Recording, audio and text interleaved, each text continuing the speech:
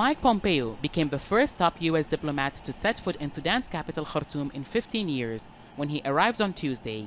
His visit lasted just 3 hours. He'd hoped to persuade Sudan to join the UAE in normalizing relations with Israel. But following discussions with Prime Minister Abdullah Hamdok on U.S. support for the year-old transitional government and the ongoing peace process, Sudan's government said they could not be moved.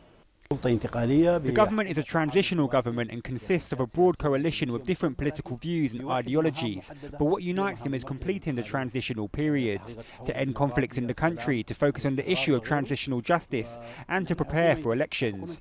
As a transitional government, we are not in a position to discuss other agendas, including the issue of normalising ties with Israel.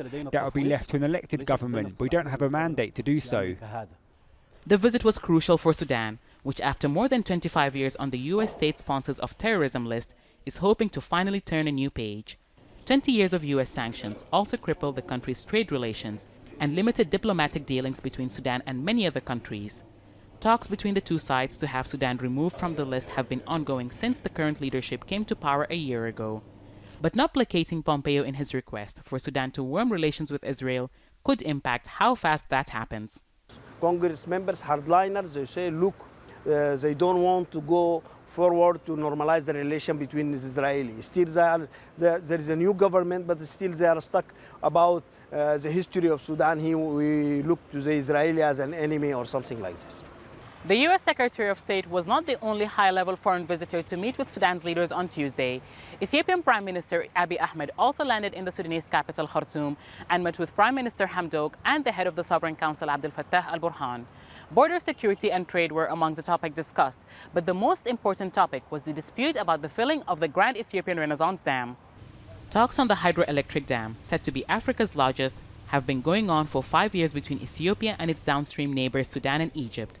With each country heavily reliant on the Nile as a water source, discussions over how fast and how much water the dam is filled with have stalled repeatedly. And despite not reaching a deal, Ethiopia announced last month that it had begun filling it. We have had a very fruitful discussion both on the GERD, other economic integration between Ethiopia and the Sudan. We have to focus on peace and development, also win-win solution in each we might have to discuss between the two countries. And while many issues remain unresolved, Sudan's government sees these visits by the U.S. and Ethiopia as a sign of improving relations on the international stage.